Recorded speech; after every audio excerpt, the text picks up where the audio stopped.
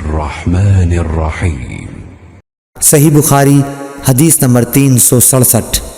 उबैदुल्लाह बिन अब्दुल्लाह बिन Utba ने अबू सईद खदरी से रिवायत किया है कि नबी करीम सल्लल्लाहु अलैहि वसल्लम ने समा की तरह कपड़ा बदन पर लपेट लेने से मना फरमाया और इससे भी मना फरमाया कि आदमी एक कपड़े पर इज्तिबा करे और उसकी शर्मगाह पर अलहदा कोई दूसरा कपड़ा न हो।